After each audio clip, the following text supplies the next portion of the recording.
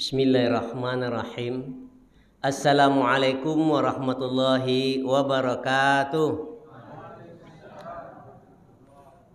Alhamdulillahi rabbil alamin. Wassalatu wassalamu ala asrafil anbiya'i wal mursalin wa ala alihi wa sahbihi rasulillahi ajma'in.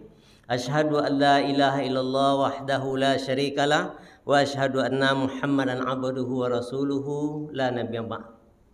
Bapak, ibu-ibu yang kami hormati, bersyukur kita kepada Allah setidak-tidaknya dapat anak seperti yang tadi. Ancak bacaannya tu anak boleh lagi gak atau ya gak leh. Jadi pak katanya Pak protokol masih ingat ambo sampai kini. Ambo lo nak sawit kini le daripada ambo lo nak uangnya lama tak konang nek ambo. Lama mana?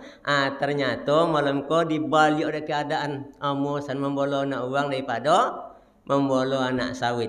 Itu bagian dari rasa syukur kita kepada Allah menitipkan anak yang sudah pandai baca Quran di umur yang segitu.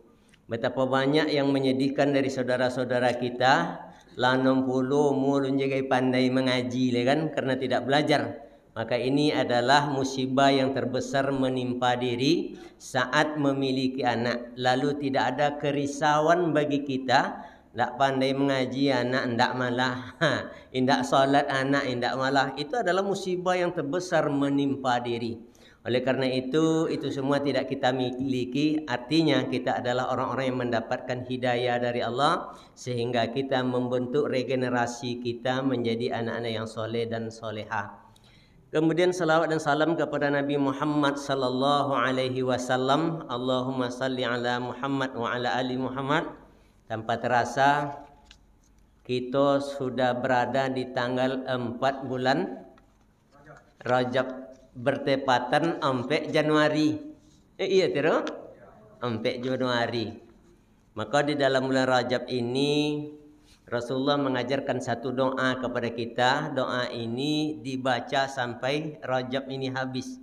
Kalau lebih bisa hafal lewat. Karena doa ini cukup pendek dan mudah untuk dihafal. Bismillahirrahmanirrahim. Ini kita baca ya. Allahumma ufirli. Allahumma ufirli. Warhamni wa tub alayya. Hafal suruhnya? Tambah sekali lagi. Tambah sekali.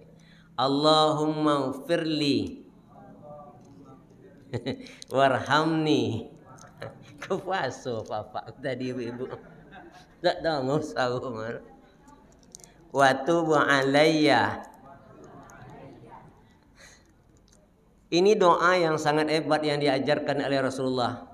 Allahumma ufirli, wahai Allah ampuni aku.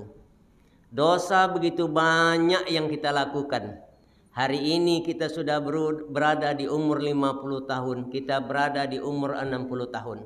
Waktu yang panjang telah kita lalui bersamaan dengan perilaku dosa kita. Waktu yang akan datang itu tidak akan seberapa lama lagi.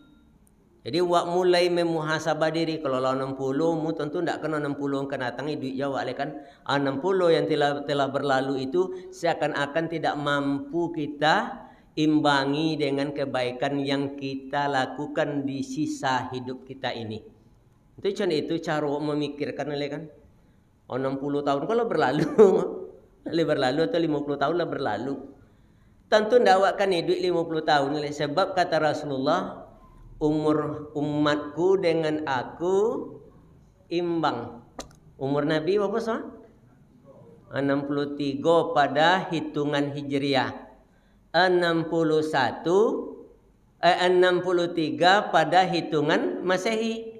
61 pada hitungan Hijriah. Sebab setiap 30 tahun itu selisihnya 1 tahun. Kalau umur Nabi dihitung dengan Hijriahnya 63, maka Masehinya hanya tinggal 61. Itu tinggal 61.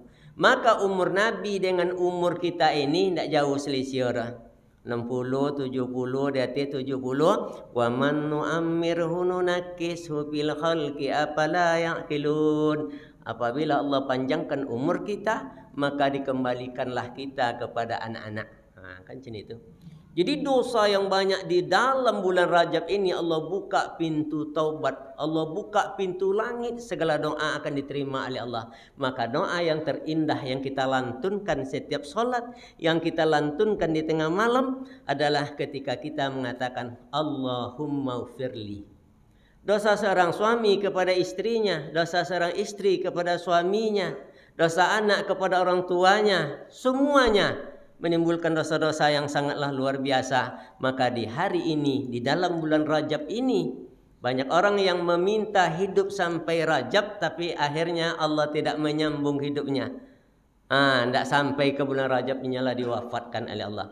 Maka kita yang tersisa, apa keuntungan yang akan kita dapatkan ketika kita mengucapkan kalimat Allahumma firli. Ini adalah doa sakti yang kita berikan dan kita munajatkan kepada Allah, dan pintu langit terbuka pada bulan Rajab ini untuk menerima doa seorang hamba.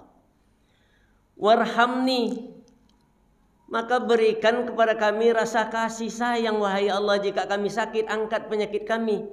Jika kami miskin, maka keluarkan kami dari kemiskinan. Andaikan Allah tidak mengeluarkan kita dari kesulitan ekonomi, maka wahai Allah berikan ketabahan. Kami tahu ya Allah ketika kemiskinan itu Engkau letakkan di pundak kami sebagai satu rasa kasih-Mu kepada kami. Kami hidup hanya 70 tahun, 80 tahun, tetapi di yaumil mahsyar kami akan berdiri selama 50.000 tahun untuk mempertanggungjawabkan hisab kami. Sementara ketika Engkau tidak memberikan kami ekonomi yang bagus, artinya Engkau membebaskan kami dari hisab yang menakutkan itu. Makanya itu, kan kadang awak miskin kok, susah duit nak semayang cu, bopong solat kan, awak payah. Tindak puasa cu, bopong nak puasa, duit kini payah. Kan itu duit payah je tahu dituduh orang kau. Duit payah, jadi ndak nak puasa. Warhamni, berikanlah kasih kepada kami Allah, bebaskan kami dari hutang yang melilit kami, cari solusi buat kami. Engkau yang maha memberi solusi. Supaya awak tidak dikejar hutang. Berdoa kita di bulan ini, bulan Rajab ini, di mana Allah bukakan pintu langit, segala doa akan diterima oleh Allah. Warhamni, kasih sayang kepada kami Allah.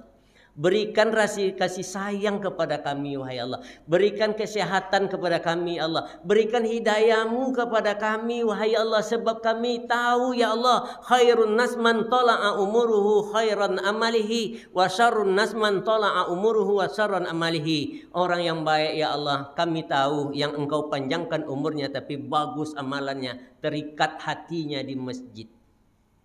Wa syarrun nas man tala'a umuruhu wa syarran amalihi. Kami juga tahu ya Allah, jika umur kami panjang tapi hidup kami tersia-sia, hanya duduk di warung-warung saja, meninggalkan masjid, kami tidak mencintai masjid lagi, kami tidak lagi beribadah kepadamu, itu adalah seburuk-buruknya. Oleh karena itu, berikan kami hidayah-Mu wahai Allah. Warhamni, berikan hidayah kepada kami. Kan mantap doa aku. Kemudian wa tub alayya, di samping Engkau memberikan hidayah kepada kami, wa tub alayya, terima taubat kami ya Allah. Tak mampu kami membayangkan betapa dosa yang pernah kami lakukan, tapi Engkau maha penyayang ya Allah. Engkau lindungi dosa kami sehingga orang lain tidak mengetahuinya. Andaikan orang lain mengetahui aib yang jatuh ke dalam diri kami, tentulah orang takkan melihat kami sebelah mata lagi. Begitu banyak dosa-dosa yang kami lakukan ya Allah, baik secara terang-terangan maupun secara sembunyi, baik kami sadar ataupun kami tidak menyadarinya. Langkah kaki yang kami ayunkan penuh dengan dosa, penglihatan kami penuh dengan dosa, semuanya berada dalam kondisi dosa. Wa tub alayya, ya Allah, di bulan ini kami ingin Engkau ampuni segala dosa-dosa kami. Jadi doaku mantap. Allahumma ufirli warhamni wa tub alayya. Coba kita baca sekali lagi ya. Allahumma ufirli warhamni wa tub alayya. Semangatlah mbok nangong dek lebih membaca Lalu amalan apa yang paling bagus kita lakukan di bulan ini? Di luar bulan ini juga bagus dilakukan, tapi apa salahnya kita membaca ini, ya? Ada beberapa hal yang dapat menggugurkan dosa-dosa kita. Kita akan gugurkan dosa-dosa kita di bulan ini, bermunajat kita kepada Allah, wa tuba alayya. Terima tobat kami, terima ibadah kami, terima puasa kami, terima zikir kami. Lalu kemudian, apa yang menyebabkan dosa seorang hamba itu digugurkan oleh Allah Subhanahu wa taala? Pertama, zikir. Zikir ni kau kan tak bawa modal kan, sambil duduk, sambil togak, sambil lolok, sambil berbaring, sambil menung bisa berzikir. Apa aja zikir-zikir yang dapat menggugurkan dosa-dosa kita? Yang pertama, astaghfirullah wa atubu ilai. Astaghfirullah wa atubu ilai. Nah, ini paling mudah bagi kita untuk membacanya dan ini kita hafalkan. Rasulullah Shallallahu Alaihi Wasallam satu hari itu minimal dia istighfar itu 100 kali. Maksum doa. Awak yang banyak dosa tentu harus lebih daripada itu kan, harus lebih daripada itu. Tapi setidak-tidaknya berzikirlah awak, kalau nakkan lebih daripada itu, tapi hendaknya berzikirlah awak. Dengan apa? Dengan kalimat astaghfirullah wa atubu ilaih. Seperti apa dahsyatnya kalimat istighfar ini? Ini umur sudah banyak yang kita lewati, dosa-dosa telah banyak yang kita lakukan. Ibadah yang bakal kita buat ini tak seimbang dengan dosa yang kita lakukan. Lalu seorang hamba yang beristighfar, sungguh-sungguh dia beristighfar kepada Allah, astaghfirullah wa atubu ilai, dengan betul-betul di dalam hati keluarnya zikir ini, maka walaupun 70 tahun banyak dosa yang pernah kita lakukan, dengan mudah Allah akan menggugurkan dosa-dosa itu.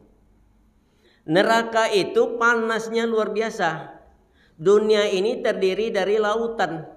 2/3 dari dunia ini itu lautannya saudara. Lautan. 1/3 hanya daratan.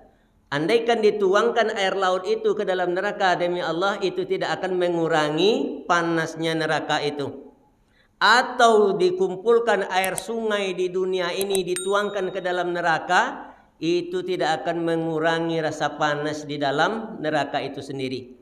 Tapi bila seorang hamba ketika dia duduk di tengah malam, fatahajjat bihi nafilatan laka asa ayyab'atsaka rabbuka maqaman mahmuda, dia berdoa kepada Allah setelah tahajudnya di saat orang tidur dengan pulasnya. Bapak ini atau ibu ini atau hamba ini duduk dia merenungkan dirinya, memuhasabah dirinya, terlontar kalimat astaghfirullah wa atubu ilai sampai mengeluarkan satu tetes air mata. Satu tetes air mata yang keluar dari seorang hamba yang beristighfar kepada Allah itu akan dapat mendinginkan neraka itu. Kalau yulawik tadi dituangkan tidak dingin, ditambah dengan air sungai tidak akan dingin. Tapi satu tetes air mata seorang hamba beristighfar kepada Allah di tengah malam atau kapan saja dia beristighfar, menangis dia karena dosa-dosanya. Begitu banyak dosa yang dia lakukan, wahai Allah, seberapa lama lagi saya akan hidup ke depan, wahai Allah, seberapa jauh waktu yang telah saya tinggalkan, tak akan mampu kami mengimbangi dengan ibadah perbuatan dosa yang pernah kami lakukan, ya Allah. Astaghfirullah wa atubu ilaih, menetes air mata hamba ini, maka Allah gugurkan dosa-dosanya, sungguh pun dia melakukan dosa selama 70 tahun. Ini hebatnya kalimat istighfar ini. Maka perbanyak oleh kita untuk beristighfar kepada Allah. Astaghfirullah wa atubu ilaih. Ada dosa yang sengaja kita lakukan atau dosa yang tidak sengaja, dosa yang kita anggap ringan. Menganggap dosa itu ringan, walaupun itu dosa ringan, itu sudah menjadi dosa besar. Kenapa? Karena menganggap dosa yang ringan itu ringan manyonyinya. Tapi yang ringan, kita menganggap ringan itu yang menyebabkan dosa ringan itu menjadi besar. Maka oleh karenanya jangan kita lupa beristighfar kepada Allah. Karena kata Rasulullah, kullu ummatin yadkhulul jannah, umatku nanti akan masuk surga illa man abah, kecuali orang yang tidak mau. Qala ya Rasulullah wa man abah, siapa ya Rasulullah orang yang tidak mau masuk surga itu? Wa man atani dakhalal jannah wa man asani faqad abah. Taati Allah dan Rasulnya, inilah orang yang pengen masuk surga. Wa man asani, yang tidak mau, inilah orang yang enggan masuk ke dalam surga itu. Maka Rasulullah mengajarkan kepada kita untuk beristighfar, sehingga beliau sendiri beristighfar maksum ada dosa dah. 100 kali sehari. Astagfirullah wa atubu ilaih, astagfirullah wa atubu ilaih. Awak sudah salam kiri kanan cur. Dunia kan mengajau dunia. Kini kau banyak pak uang mengajar dunia, mengajar rezeki dengan meninggalkan yang memberikan rezeki. Yang mengajar rezeki tapi meninggalkan yang memberikan rezeki. Paham bu ibu nya? Alai. Apa maknanya doy?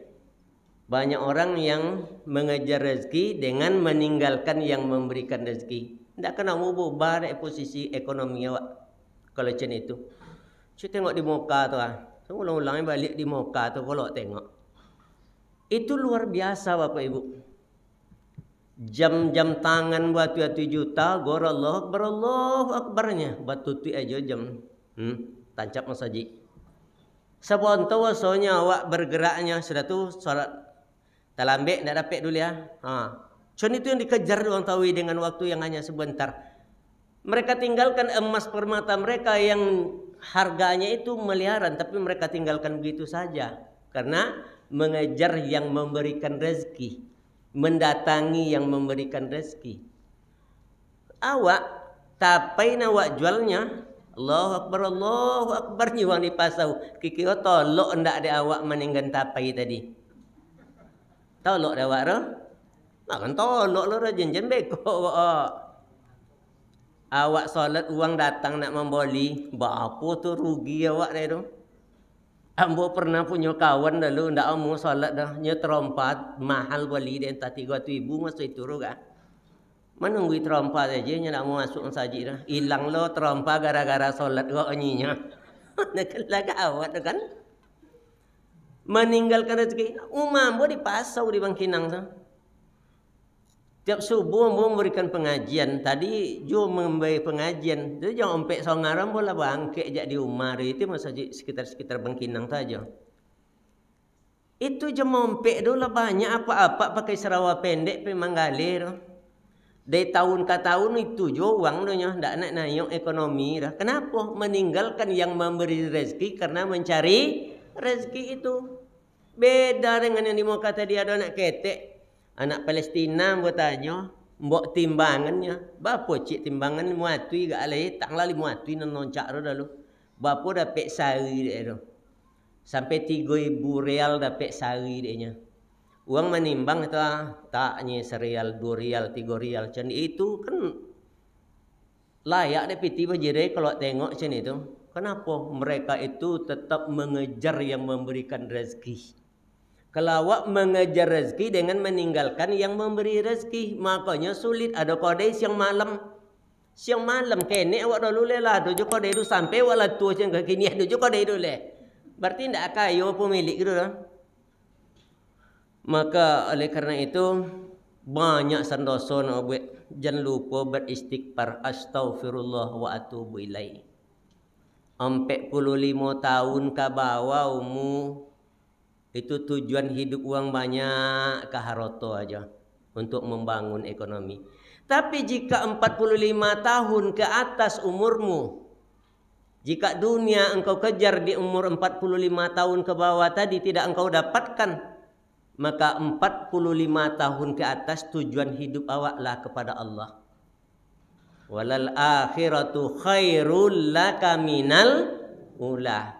Kan pasti itu tujuan hidup awak leh. Tetap akhirat tujuan hidup awak leh. Kalau 60 mu menyusuk-nyusuk lo nak membuat umat petak. Ane kayo pagar banyak jalan beribadah. Ndak buat usaha leh, ikhtiar wajib hukumnya, tapi jangan meninggalkan ibadah oleh karena ikhtiar tadi. La salatan fi baiti illa jiranil masajid. Janganlah salat lo di rumah le kalau lah 45 tahun kata tu. Tetap awak salat di masjid. Ndak awak menjadi akan masjid kau sampai Jumat aja atau maghrib aja, tapi zuhur walaupun ndak di masjid awak, dimanapun awak berada, usahakan awak di masjid itu. Apalagi awak yang ada di sekitar rumah tadi. Maka Allah berikanlah ketenangan ke dalam kehidupan kita. Di bulan ini Allah buka pintu langit untuk menerima doa seorang hambanya. Wa tubu alayya, serta Allah akan memberikan maafnya kepada kita. Maka beristighfarlah, akui dosa kita banyak. Astaghfirullah wa atubu ilaih. Katakan itu. Tidak payah kan? Astaghfirullah wa atubu ilaih. Awak kadang astagfirullah untuk bongi aja awaknya. Untuk bongi guna awak. Kan tadi nan sabui kang le, pai jong jen pai jong tengok ngata jatuh tak pupuang, tangga lutiang astagfirullah. Itu nya awak kan. Ndak awak niatkan istighfar yang awak sabui kau untuk menggugurkan dosa. Tapi untuk bongi, astagfirullah, dek sakit tini ngau jeka, nan lantiong dah. Kan dek bagi macam itu itu yang pertama. Yang kedua, amalan apa yang kita buat? Khususnya di bulan niko, di bulan lain tak dibuat je bulan lain, tapi bulan ko, bulan yang sedang Allah bukakan pintu langit. Allah akan terima permohonan kita. Allah akan ampuni segala dosa kita dengan catatan kita mau bertobat dan mengakuinya kepada Allah. Lalu apalagi di akhirat itu setelah kebangkitan manusia, itu ada 50.000 tahun lamanya orang-orang akan berdiri tanpa duduk. Dan itu bukan sebuah kamuflase, batu-batu Kan ada dalam mimpi, sosok dalam mimpi, situ sosok dalam mimpi. Tayon tak tidak. Dibangkitkan awak contoh kini. Taso awak haus, masih merasakan lapar. Kalau dipicik awak taso sakit dia awak bisa menengok ke komai. Dan itu akan sama. 50.000 tahun bisa nak kita bayangkan berdiri di hadapan Allah dengan panas yang membakar kulit dan tulang. 50.000 tahun tanpa minum, tanpa makan. Banyak saat itu orang-orang menjilati keringatnya saking lamanya. Maka 50.000 tahun, di akhir 50.000 tahun itu ada satu hari namanya Yaumul Mizan. Hari di mana ditimbang dosa dan pahala. Biasanya menjongkek ini ke dosa, ke pahala. Tapi menjongkek banyak dosa pada pahala. Dicailah amalan hamba tadi, lebih kurang ketek deh. Tengoklah, kau haji kau le haji petang tambah lagi tambah lagi. Tapi tetap cenderung ceniko bu. Nyo dosa banyak, dosa-dosa yang kita lakukan selama ini banyak. Tak seimbang dengan masa hidup yang bakal kita jalan. Oleh karena itu, dicailah satu amalan. Apa amalan yang bisa memberatkan timbangan? Yaitu zikir. Apa bentuk zikirnya? Subhanallah wa bihamdihi subhanallah al-azim. Coba kita baca. Subhanallah wa subhanallah. Ulang balik. Subhanallah wa bihamdihi subhanallah al-azim. Ternyata zikir ini bisa memberatkan timbangan kita di yaumul hisab nanti. Tak bisa membayangkan 50.000 tahun kita akan berdiri di hadapan Allah. Menanti datangnya mizan, yaitu timbangan baik dan buruk. Tapi ketika kalimat-kalimat subhanallah wa bihamdihi subhanallahal azim ini kita letakkan nanti pada amalan, maka kalimat ini akan memberatkan timbangan kita pada yaumul mizan. Kalaulah berat timbangan kita ke kanan, ada nama kita di pintu surga. Mungkin Allah menyuruh kita masuk pintu surga melalui zikir yang pernah kita lakukan. Maka perbanyak oleh kita kalimat subhanallah wa bihamdihi subhanallahal azim. Apa sebabnya harus banyak kita lakukan dan kita baca di bulan Rajab ini? Insya Allah Allah akan mengampuni dosa-dosa kita. Allah mendengarkan jeritan hati kita. Maka bermunajatlah kepada Allah. Wa tubu alayya, dan bertaubatlah kita kepada Allah dari dosa-dosa yang pernah kita lakukan. Itu yang kedua. Lalu kemudian yang ketiga, ada kalimat zikir, tahmid dan tahlil. Terkombinasi dalam satu rangkaian kalimat. Apa itu? Subhanallah walhamdulillah wala ilaha illallah wallahu akbar. Kalimat ini adalah enteng untuk dibaca tetapi memiliki makna yang luar biasa. Sehingga orang-orang muhajirin datang kepada Rasulullah. Ya Rasulullah, begitu banyak rasanya hati kami ini menjadi gundah gulana. Pikiran kami tak menentu, makan kami tak enak, tidur kami tak nyenyak. Kenapa? Kata Rasulullah, kami melihat orang-orang di sekitar kami, lalu kami berputus asa. Kenapa berputus asa? Semua ibadah itu sepertinya telah diborong oleh orang-orang kaya. Apa kalian tidak puasa? Kami berpuasa ya Rasulullah, tetapi orang kaya juga berpuasa. Apakah kalian tidak sholat? Kami sholat ya Rasulullah, tetapi orang-orang kaya juga sholat. Tak kala orang kaya menunaikan ibadah haji, kami melepas kepergian mereka dengan derayan air mata karena ketidaksanggupan kami. Ketika mereka menjadi muzaki, kami hanya menjadi mustahik. Mereka memberi, kami hanya menerima.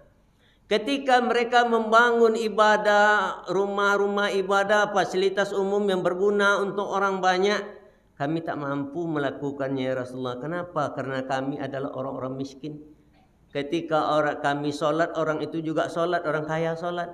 Ketika kami berpuasa, orang kaya juga berpuasa. Tetapi apa yang bisa kami lakukan, mereka lakukan. Apa yang bisa mereka lakukan, kami tak mampu melakukannya. Kata Rasulullah, begini, maukah ku ajarkan kepada kalian satu kalimat yang jika kalian membacanya, seimbanglah ibadah kalian dengan ibadahnya orang-orang kaya tadi. Sama nanti dengan ibadahnya orang-orang kaya. Apa itu? Kul, katakan oleh kalian, subhanallah walhamdulillah Allahu akbar. Atau boleh ditambah, subhanallah walhamdulillah wala ilaha illallah wallahu akbar. Nah, bila kita analisa kalimat ini terdiri dari 3 kalimat di sini. Kalimat yang pertama subhanallah. Ini adalah bentuk kalimat tasbih. Kan banyak bentuk-bentuk tasbih. Subhanallah, subhana rabbiyal a'la, subhana rabbiyal azimi. Itu kan semuanya itu bentuk-bentuk kalimat tasbih. Tuh. Kemudian ada kalimat tahmid. Tahmid ini sifatnya pujian kita terhadap Allah, terhadap rezeki yang kita terima. La ilaha illallah itu adalah kalimat tahlil. Pada kalimat tasbih, Allah Ta'ala berfirman, yusabbihu lillahi ma fis samawati wal ard. Apapun yang ada di langit dan di bumi, semuanya bertasbih kepada Allah. Ternyata cacing di dalam tanah bertasbih kepada Allah, burung di udara bertasbih kepada Allah, semuanya bertasbih kepada Allah Subhanahu wa Ta'ala. Dan ketika sebuah rumah ini dibangun, maka semuanya serbaluk. Apapun yang ada di dalam rumah itu bertasbih dia kepada Allah. Kursi, meja, air, nasi itu bertasbih dia kepada Allah. Yusabbihu lillahi ma fis samawati wal ard. Yang hidup dan yang mati juga bertasbih dia kepada Allah. Maka seindah apapun rumah yang kita buat, tak kala kita tak bertasbih kepada Allah, rumah ini tidak akan enak kita tempati. Tak Allah mak tempati. Maka membuat jiwa menjadi tenang itu perbanyak bertasbih, tenanglah harus kita. Cocoklah kita dengan rumah tadi. Kenapa? Karena awak banyak bertasbih. Potang, libur potangan, ambo teleponkan kawan, mana kini Padang. Ngapa Padang? Hilangkan stres. Mana kini Jambi. Ngapa Jambi? Hilangkan stres. Ada nang ke Jawa dan kemana-mana. Bayangkan 5 jam, 6 jam uang tak kuung bagai. Tak bisa kamu diok, tak bisa kolak, tak bisa 5 jam sampai 6 jam uang di satu tompek. Beratui motor yang usah habis bensinnya. Apalagi kalau seorang mendaki itu kan, motor tak metik misalnya orang. Kok habis. Dek mancai ketenangan, dia apa sabuk dia tadi stres. Ya kan? Untunglah apa-apa ndak stres doh. Sehingga bapak ibu-ibu pun tak payah dah kan. Kan kalau stres awak tentu payah awak dah kan. Nyinyo dek stresnya. Dek mancai sebuah ketenangan itu. Ketenangan itu ada di dalam hidup awak dengan kalimat zikir yang kita baca. Subhanallah. Ini adalah kalimat tasbih. Apa manfaat kalimat tasbih yang kita baca itu? Membuat hati menjadi tenang. Tak pernah bertasbih di dalam rumah tu nak berbantah je dia tu. Anak doaku ke awak bini doaku. Laki tak mengerti dengan tanggung jawab. Itu sodo akan terkombinasi dalam hidup tadi. Kan petaka kan saudara. Apa sebab rumah itu tidak memberikan kedamaian dan kenyamanan? Oleh karena kita tidak bertasbih kepada Rabb kita. Jadi perbanyak tasbih oleh kita. Subhanallah. Itu kan ngeri itu kalimat tasbih itu bila kita dalami. Alhamdulillah, aplikasi rasa syukur kita kepada Allah Subhanahu wa taala. Tidaklah ditetapkan sesuatu kepada seorang hamba fi kulli halin wa ni'mah, kecuali ada nikmatnya di situ tu. Awak nak tentu. Awak nak joleh awak apa sebab tertahan sesuatu tu. Ambo punya satu kisah yang cukup menyedihkan Ambo berjanji dengan si B. Awak beko jalan Kokinang. Kan itu. Bayo jak malam tu janjinya leh. Iya. Okey. Malam esok jenis di borong mulang besok ndak nanti buya esok. Pokoknya perlu situ tu. Ayolah. Jam 7 tu ambo lah siap mau teleponnya okey tu. Okey. Ago ambo kome datang orang lain. Buat orang lain kapokan awaknya. Pailanya kapokan tinggal ambo tu situ tanya mana ke ayah ke amaknya mana. Kapokan dibuat ruang lah di ustaznya. Yang nak jadi paira. Jam 3 dongo dan ambo berita dok pulang lainnya dilantak dek motor di Imbo Panjang meninggal sekali. Jadi fi kulli halin wa kulli halin, sesuatu yang ditetapkan oleh Allah ada kebaikannya di situ, ada pula keburukannya. Keburukannya mengapa? Nya berjanji jambo itu kebaikannya semana. Kalau di apa kayak tempat lain memang ajalnya lah sampai je situ kan. Tentu ndak akan painya kapokan tadi dah. Demikian juga ketika kita sakit, apa nikmat yang diberikan oleh Allah kepada orang sakit? Orang yang sakit ia dakhulul jannah bighairi hisab wala azab. Kalau nya betul-betul sakit dan kemudian sakit itu tapi tetap dia beribadah kepada Rabbnya semampunya, maka bagi orang-orang yang sakit itu Allah gugurkan segala dosa-dosanya. Ia dakhulul jannah. Orang-orang ini akan masuk dia ke dalam surganya Allah nanti orang sakit tadi. Boso je dia ambil orang sakit. Dah lama mak sakit. Alah, berapa tahun mak sakit? Lah 3 tahun. Awak kalau dari musola, tu lah bisa salatnya mak apa salat kau buyanya. Tu lah 4 tahun mak dah salat. Selama sakit kau ni 4 tahun, 3 tahun. 3 tahun dah nampur. Dia apa sebab? Inyo di kursi roda. Dia tak bisa salat. Yang salat tetap bisa harus dilakukan. Tak bisa togak duduk kan? Tak bisa duduk lolok namun solat tidak akan boleh kita tinggalkan. Kenapa? Allah memberikan sakit kepadanya karena Allah ingin mencabut segala dosa-dosa yang pernah dia lakukan. Akhir kematiannya itu husnul khotimah, yadkhulul jannah, dan setelah itu Allah akan memasukkannya ke dalam surga. Sakit yang awak tanggung di dunia canda apapun hebatnya, itu mungkin yang paling ringan dari siksa yang akan Allah berikan di akhirat nanti. Jadi oleh karena itu ada hikmah seluruh yang kita jalani itu, sesuatu yang ditetapkan oleh Allah di dalam kehidupan kita itu ada memiliki hikmah. Akan tetapi kita tak faham dengan hikmah apa sehingga kita akan ngoceh kepada Allah. Kita apa dik ceniko ya Allah, apa dik ceniko ya Allah. Kami macam itu nyawa kan. Padahal ada hikmah di balik kejadian itu. Kemudian kalimat la ilaha illallah itu kata Rasulullah, jaddidu imanakum. Qala wa kaifa ya Rasulullah man jaddidu imanana? Aksiru bi qaulin la ilaha illallah. Perbaharui iman kalian. Bagaimana caranya ya Rasulullah kami memperbaharui iman kami? Aksiru bi qaulin la ilaha illallah. Perbanyaklah olehmu mengucapkan kalimat la ilaha illallah.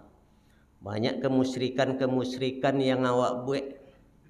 Menggale lah pakai jampi-jampi lah, pakai mani gajah, was sampuk lo mani gajah dalam daci orang penggale itu bagaikan supaya galenya laku.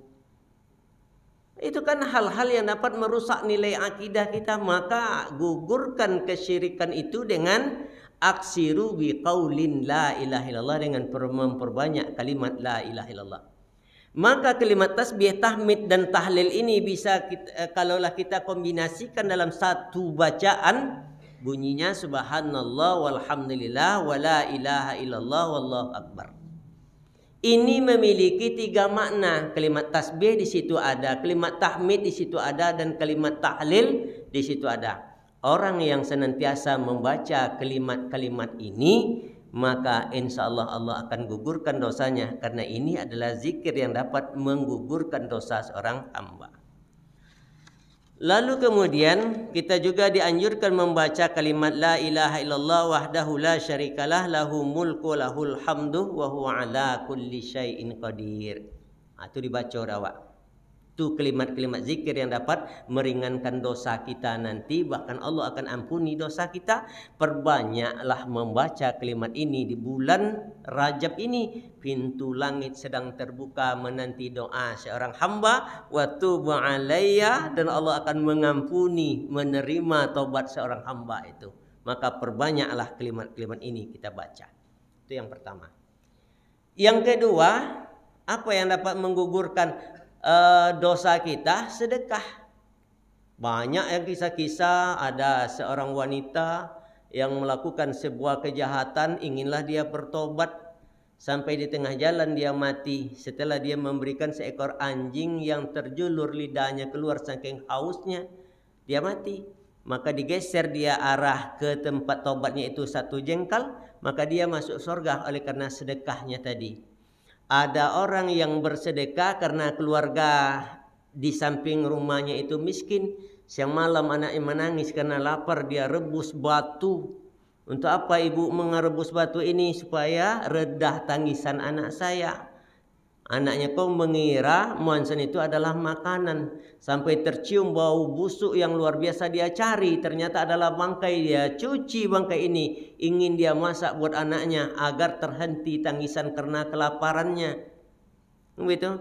Maka ada seorang yang ingin menunaikan ibadah haji. Dia ambil celengannya, dia pecahkan, dikasih sama ibu itu. Dibeli makanan, dibeli sebuah kecukupan. Tak jadi dia pergi ke Mekah. Maka ulama di kampung itu serentak dia mimpi, semuanya bahwa raddun, ditolak haji orang ketika itu, kecuali 1 orang. Siapakah? Itulah bapak tadi. Orang-orang datang kepada bapak, apa yang bapak lakukan, ibadah apa? Sehingga ibadah haji orang itu di dalam mimpi tuan-tuan guru ini semuanya ditolak, kecuali hajinya bapak. Dia tidak jadi ini haji hajinya.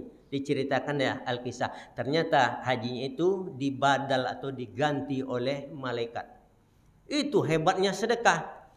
Lalu dalam konsep sedekah ini ada 3 bentuk sedekah yang semuanya secara umum itu sedekah. Yang pertama sedekah, yang kedua infak, yang ketiga nanti wakaf.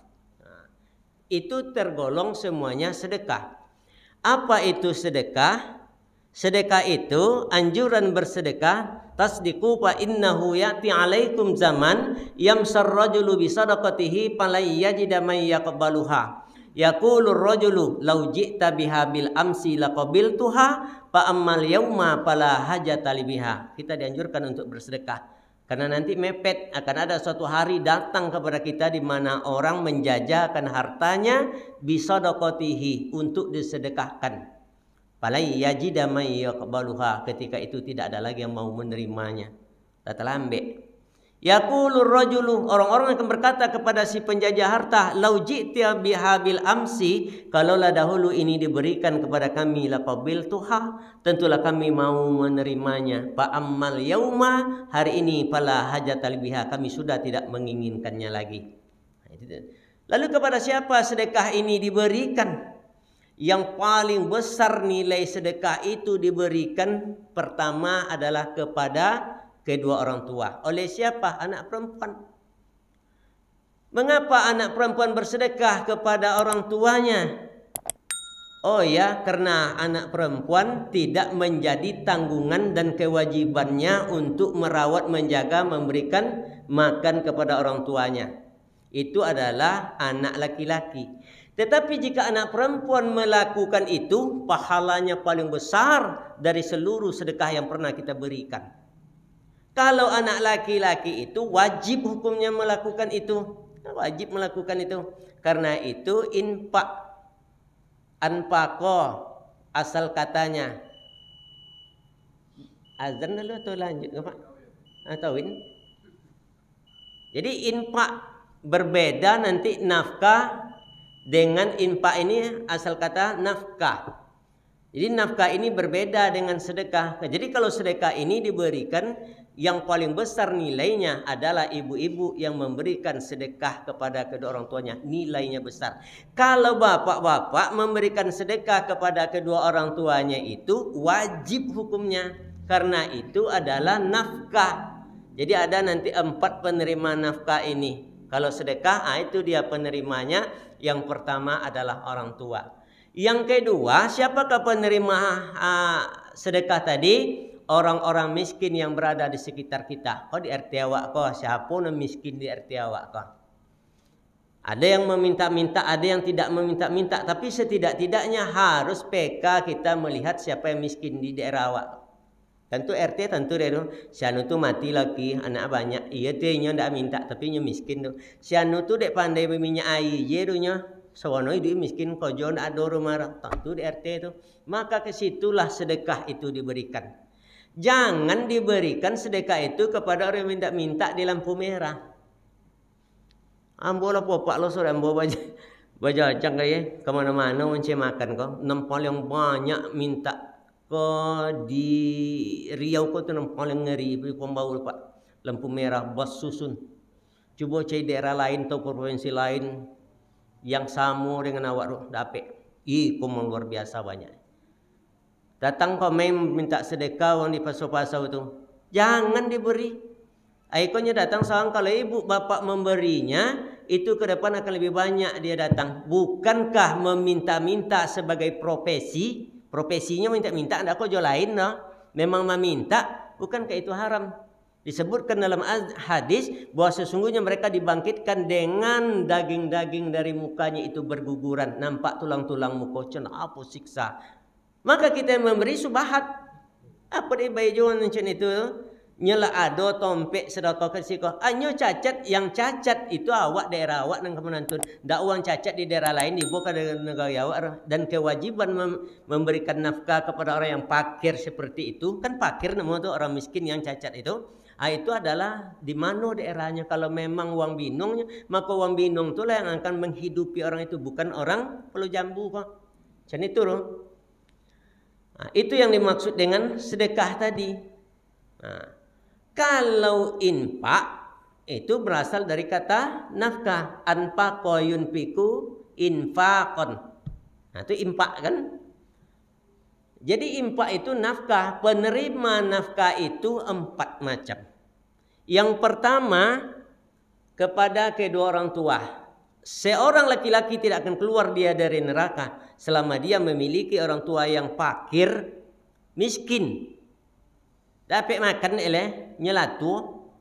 Kemudian anak sekolah mampunya tapi tidak memberikan makan kepada, maka sesungguhnya anak ini tidak akan keluar dari neraka selama orang tuanya tidak memaafkan kesalahannya. Itu yang pertama tu. Yang kedua, anak istri. Nah, kalau terjadi perceraian terhadap istri, gugurlah nafkah ini diberikan oleh mantan suami tadi. Jika istrinya itu memiliki anak, maka berkewajiban suami tadi, mantan suami tadi, memberi makan anak-anak tadi. Sungguh pun mantan istrinya tadi telah bersuami. Artinya anak-anak nawak tinggalkan tadi lah punya ayah sambung. Punya ayah sambung tidak menggugurkan kewajiban ayah kandungnya memberi makan, memberikan nafkah kepada anak-anak ini sampai dia balik berakal. Kalau perempuan sampai dia berumah tangga. Kan itu tuh ukurannya.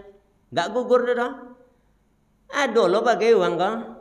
Di Bangkinang beko babi ini lah tiga nak situ. terjadi perceraian inyo jo anaknya. Babi ini pulaunya di Pulau Jambu kok. Lewang bayan ang di Bangkinang do makannya.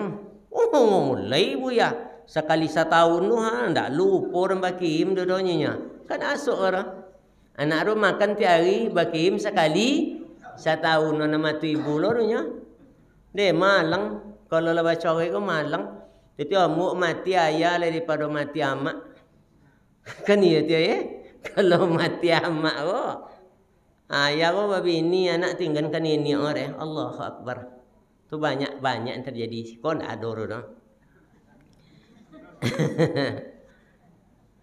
Jadi alasannya itu kami sanggupnya bu ya tu di bopong anak mati seminggu tahun itu nya sanggup untuk anaknya nombor 3 tu bopongnya maka laki-laki kau lun bulionya babini oleh karena tidak mampu secara finansial dan itu dia kewajiban memberikan nafkah tadi kan ngeri itu memberikan nafkah tadi.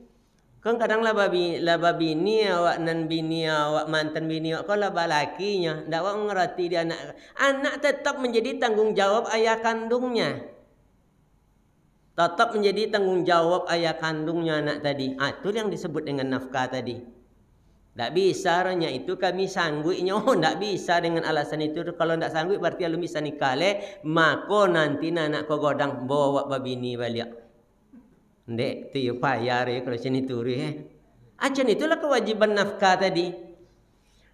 Kemudian kita memiliki saudara perempuan yang miskin, lakinya lah meninggal. Maka saudara laki-laki kok lebuah dosa duit wajib baginya untuk memberikan nafkah kepada saudara perempuannya tadi. Makanya laki-laki itu 2 kali punya perempuan kau tadi harta yang akan inyo dapatkan faraid dan furudul muqaddarah. Walaupun nanti kadar yang akan kita dapat, kita ingin membahas sebenarnya tentang faraid dan furudul muqaddarah. Tapi Ustaz Rahmat yang bagus untuk membahas itu karena memang jurusan itu kan. Rahmat kirim salam dan tidak bisa hadir karena sakit. Assalamualaikum. Tidak dapat. Jadi kalau inyo nak hadir, tadi kan nak dapat anak ayah jadi jolah kan itu kan dah dapat dia anak ayah nak cuma ngapur daripada tidur kan yalah. Jadi oleh karena itu jika oleh awak memiliki kelebihan rezeki sementara saudara perempuan kita itu tidak memiliki apa-apa fakir hidupnya laki lah mati atau tua laki tidak berpenghasilan maka saudara laki-laki itu berkewajiban membantu. Itu sebab dalam faraid awak lebih banyak daripada perempuan tadi. Zalimnya cenika tentang faraid mengerti tentang infak. Cakap awak mengerti dah. Ingat Allah akan segerakan siksanya. Kenapa? Karena tidak telah memakan harta saudara perempuannya itu secara zalim. Maka uang yang membuat macam itu tu kadang-kadang nampak dari Allah Ta'ala ditengok dari Allah Ta'ala siksa bagi mereka. Soko bukan sudah dijual bawa lah sakit lah, tak dapat menikmati dah. Banyak tu. Itu yang tentang infak. Kemudian ada namanya wakaf. Wakaf ini bagian dari sedekah juga. Biasanya untuk buat masjid, buat musala, tapi buat suwek kali tu. Dia buat suwek kali wakaf kau. Lama awak di akhirat nanti ketika kita mati ana baitul wahdah saya ini kata bumi tempat di mana kalian sendiri di sini sahabat-sahabat kalian anak yang kalian besarkan dengan tetesan keringat dan derayan air mata hari ini tidak akan lagi membackingmu hidup di sini kalian sendiri wahdah sendiri kalian di sini maka akan berdatanganlah orang-orang saat itu siapakah kalian man antum siapakah kalian kami ini adalah sedekah yang engkau berikan ketika di dunia. Wujudlah menjadi orang-orang yang akan menemani kita di alam kubur nanti. Lalu kemudian sedekah ini tiba-tiba kita itu hilang orang ini tersiksa. Jadinya kita apa sebabnya? Barangkali wakaf yang kita berikan itu telah ditarik oleh anak-anak kita setelah kita mati. Banyak. Ada motor 5 boleh air tak uang. 5 boleh air. Kenapa motor kau ndak ada duit selama boleh 5 boleh air dah Honda nak ada dah. Tanah yang dulunya jalan di bayi dia amak ajak dia ayahnya ke tanah wang ko. Kini lah dibuat toko dia nya. Kau dibuat toko sih ko. Laku juga nyanyi. Padahal ndak ada buat toko kodai di situ dah. Apa buat nyu kodai berpaksakan di situ. Tambik luang di belakang nak kalu balik. Ditanya ruang ke kenapa yang lama membaik ko. Mana suwe nya. Makanya kalau membaik wakaf awak disertakan dengan suratnya sekali. Nak jan ni ko tak kati aja dia anak-anak besok le kan. Jan dia tak hati dia anak-anak awak nanti. Nyo iko kadapan bentuk finansial itu nomor 1 nanti di mata anak-anak awak nak can awak dulu. Apa yang telah diberikan oleh ayah ibu kita untuk dia wakafkan, maka kita ikut menjaga memelihara wakaf itu supaya langgeng. Kalau hari iko ndak kan itu jo wang metong dole. Buat toko siko dijual mahal juga banyak juga tiga-nya. Padahal apalah sampai meter tanahnya. Apa buatnya kodai di depan sehingga takuung hendaklah 5 boleh hari anak-anak dah dapat sekolah. Di wakaf tadi. Maka kalau kita memberikan wakaf itu iringilah dengan suratnya supaya terpatri dan tidak lagi akan diotak-atik. Baik Bapak Ibu yang dirahmati Allah, tidak selesai pembahasan kita karena waktu juga yang memisahkan kita. Kalau langsung sholat qomat cendol kan. Maka insya Allah jika suatu hari nanti kita akan bertemu kembali, kita akan coba menyambung pembahasan ini. Tapi setidak-tidaknya kita sudah memahami bahwa sesungguhnya ada bentuk-bentuk zikir yang dapat menggugurkan dosa. Lalu kemudian ada perbuatan yaitu sedekah. Yang pertama sedekah. Itu kalimat sedekah ini bisa ternyata menggugurkan dosa. Maka banyaklah bersedekah bulan ini ke depan atau ke depan kita akan perbanyak sedekah karena apapun yang kita cari hari ini semuanya akan kita tinggalkan kepada ahli waris. Yang kita bawa itu adalah yang kita infakkan dan yang kita sedekahkan. Disitulah nanti sedekah kita akan menemani kita di saat kita berada dalam kesepian di dalam kubur. Inilah yang dapat kami sampaikan dalam kesempatan yang berbahagia ini. InsyaAllah suatu hari kita akan bertemu kembali. Mohon maaf tidak ada gading yang terletak, tidak ada manusia yang tak bersalah. Sesat kita di ujung jalan tentulah kembali ke pangkal jalan. Billahi taufiq wal hidayah. Wassalamualaikum warahmatullahi wabarakatuh.